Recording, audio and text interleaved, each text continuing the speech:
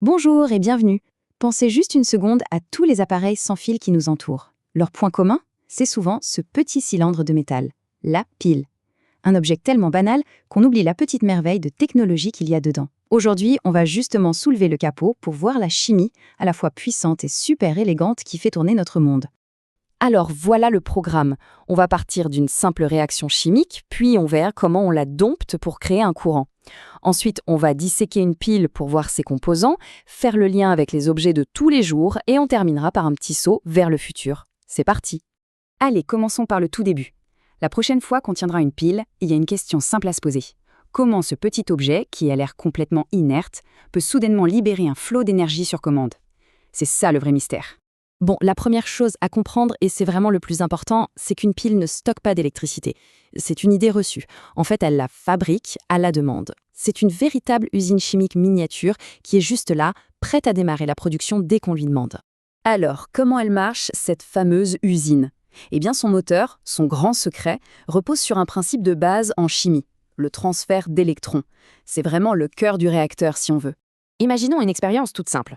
On prend une petite lamelle de zinc et hop, on la plonge dans une solution de sulfate de cuivre.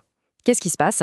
Une réaction démarre tout de suite. Des électrons sont échangés, mais toute cette belle énergie, pouf, elle est perdue. Elle se dissipe en chaleur, on ne peut rien en faire. Ici, la chimie est à l'œuvre, c'est clair.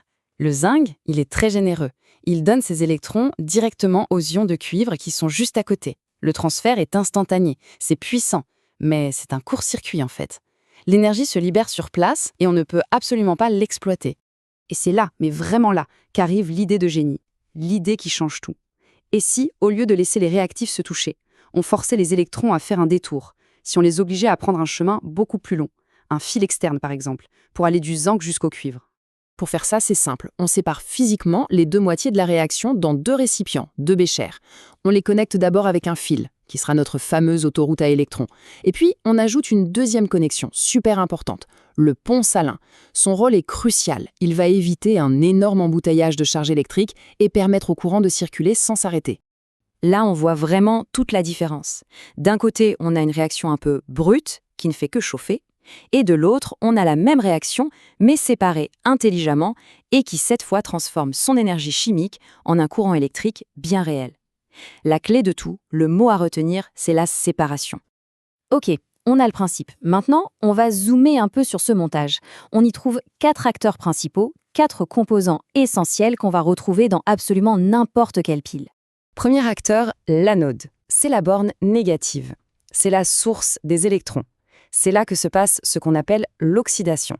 La matière de l'anode, donc notre zinc, se sacrifie en quelque sorte en libérant ses électrons dans le circuit. En face, on trouve la cathode, la borne positive. C'est la destination des électrons.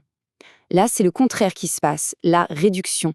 Les ions cuivre qui attendent tranquillement dans la solution capturent tous les électrons qui arrivent par le fil. Le troisième acteur, c'est notre fameux pont salin, qu'on appelle aussi l'électrolyte dans une vraie pile. Il faut imaginer un truc. Si des charges négatives, les électrons, partent d'un côté et s'accumulent de l'autre, un déséquilibre énorme se crée et tout s'arrête net. Le pont salin, c'est le gardien de l'équilibre. Il est là pour que d'autres particules chargées, les ions, puissent circuler et maintenir la neutralité. C'est grâce à lui que le balai des électrons peut continuer. Le processus, c'est donc une boucle parfaite. Étape 1, le zinc s'oxyde, il libère des électrons. 2, ces électrons voyagent dans le fil. 3, les ions cuivre les attrapent, ils se réduisent. Et 4, le pont salin équilibre tout ça. Et ce flux, ce mouvement continu et complet, eh bien c'est ça le courant électrique. D'accord, le montage avec les deux béchers, c'est bien joli, mais comment est-ce qu'on fait rentrer tout ça dans une toute petite pile AA? La réponse est assez simple en fait. Une pile du commerce, c'est exactement la même chose, mais en version pliée et ultra compacte.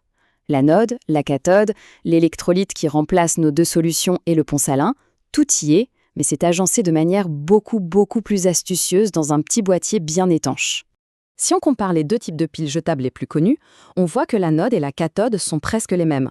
La vraie différence, celle qui donne son nom à la pile alcaline, c'est la nature de l'électrolyte. C'est l'hydroxyde de potassium, un produit chimique alcalin qui lui donne de bien meilleures performances. Ce principe de transfert indirect d'électrons est tellement puissant qu'il a inspiré d'autres technologies, comme la pile à combustible. Il faut s'imaginer une pile qui ne s'use jamais. Tant qu'on continue de l'alimenter avec ses produits chimiques, son carburant, eh bien elle continue de produire de l'électricité, à l'infini. Le modèle le plus connu, c'est celui qui utilise de l'hydrogène et de l'oxygène. La réaction, c'est la même que leur combustion, mais au lieu de faire une grosse flamme, ça produit de l'électricité de manière contrôlée. Et le plus fou, c'est que le seul déchet de cette réaction, c'est de l'eau pure. Allez, pour finir, on va faire le lien entre ce monde minuscule des atomes et le monde bien réel de l'électricité qu'on utilise tous les jours. Bon, ce chiffre peut avoir l'air un peu barbare, je sais, mais c'est la constante de Faraday. On peut voir ça comme le taux de change universel entre le monde de la chimie et celui de l'électricité. Il nous dit très précisément combien de charge électrique on peut obtenir à partir d'une certaine quantité de matière. C'est le pont mathématique qui relie ces deux univers. En fait, cette phrase, elle résume tout notre parcours. L'idée centrale à retenir, c'est qu'une pile est un convertisseur d'énergie. Elle prend le potentiel qui est stocké dans la matière, dans la chimie, et elle le libère de manière contrôlée sous la forme d'un flux d'électrons, l'électricité. On termine sur cette question. Les principes de base de la pile ont plus de 150 ans, mais ils n'ont jamais été aussi importants qu'aujourd'hui, que ce soit dans nos montres ou nos voitures électriques. La question reste donc posée, quelle sera la prochaine révolution qui alimentera notre futur ?